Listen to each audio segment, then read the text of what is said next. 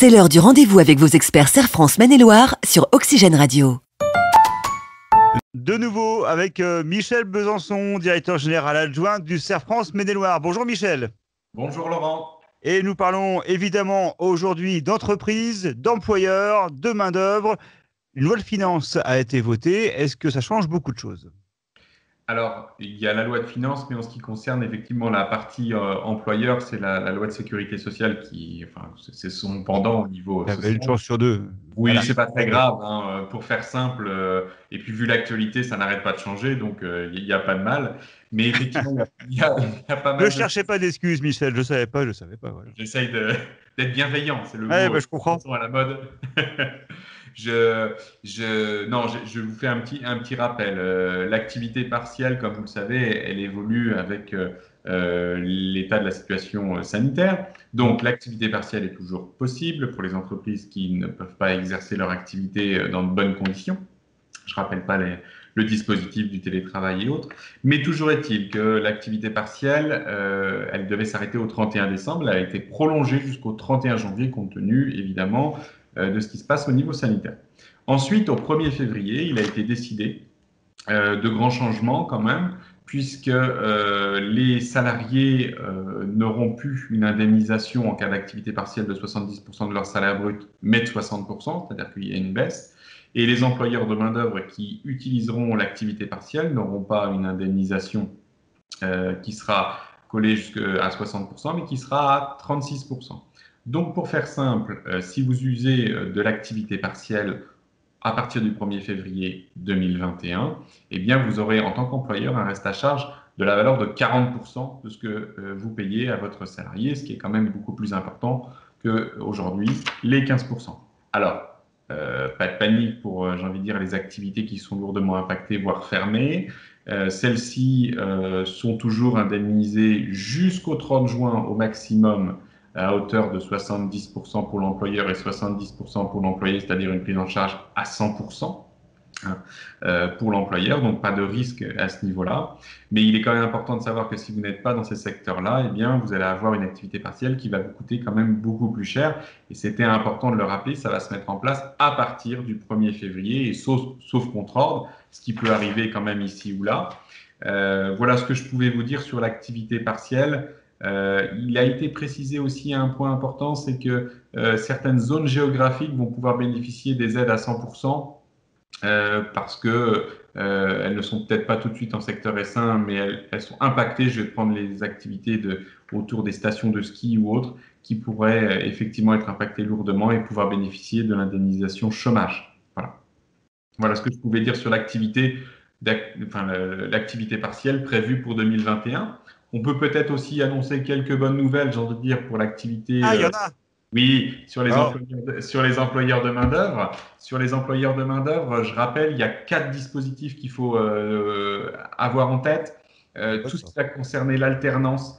L'alternance, sachant que le dispositif s'arrête le 28 février 2021. Donc, on se disait on avait du temps quand on était en 2020, mais là, ça y est, ça va arriver. Donc, vous avez une aide à l'embauche et qui marche très, très bien pour les alternances. Je pense, un vrai succès. C'était une aide de 5 000 € si vous employez une personne en alternance de moins de 18 ans et 8 000 € si vous embauchez une personne de plus de 18 ans. Donc, je ne rentre pas dans les modalités, mais si vous employez des personnes en activité partielle, pensez bien à rentrer dans ce dispositif. Il y a une autre aide qui peut des fois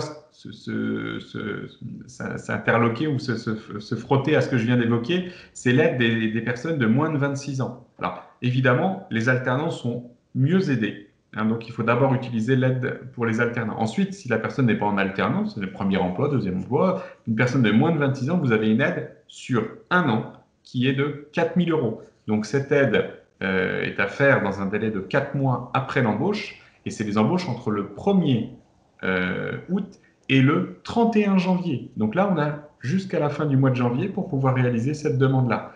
On a tout ce qui concerne les travailleurs handicapés qui bénéficient du même type d'aide, 4 000 €. Et c'est si vous avez embauché une personne entre le 1er septembre et le 31 janvier. Sauf que ce dispositif ne sera accessible au niveau des demandes à compter du 1er janvier, donc mois de janvier, et ça doit être fait avant le 31 janvier. On va avoir un délai très très court pour cette catégorie, donc il ne faudra pas l'oublier. Et puis il reste un quatrième dispositif qui s'appelle les emplois francs qui existait déjà et qui va être renforcé, enfin qui a été renforcé. Ce sont les emplois francs, donc les personnes de moins de 26 ans qui sont inscrites à Pôle emploi et qui sont dans des secteurs géographiques défavorisés au niveau de l'emploi et qui permet d'avoir une aide de 17 000 € quand même sur 3 ans pour des embauches en CDI. Et cette date d'embauche est entre le 15 octobre et le 31 janvier. Donc on voit bien que le 31 janvier ou le 28 février est date couperet d'un certain nombre d'aides. Et pour tous les employeurs qui sont concernés à se poser des questions sur ces dispositifs, je peux les renvoyer vers un site de référence qui s'appelle Le Plan Jeune, un jeune, une solution, qui est assez bien fait, où il y a plein d'informations à disposition des employeurs de main-d'œuvre. Et j'encourage tous les employeurs de main-d'œuvre qui se posent la question de l'embauche en début d'année 2021 à s'y rendre pour voir ce à quoi ils peuvent, ce dont ils peuvent bénéficier tout simplement. Est-ce qu'on peut se dire, Michel, que ces aides seront ou seraient renouvelées ou de nouvelles aides pour arriver ensuite? Est-ce qu'il faut absolument s'y plonger maintenant ou est-ce qu'on peut attendre février-mars? Non, moi je n'attendrai pas, c'est comme tous les dispositifs du moment, pour les vivres, il y a des dispositifs qui sont, on va dire, avec des enveloppes peut-être qui reviennent les unes derrière les autres, mais à un moment il va y avoir un arrêt de tout ça, puisque tout simplement l'économie ne va pas pouvoir être sous respirateur artificiel pendant trop longtemps.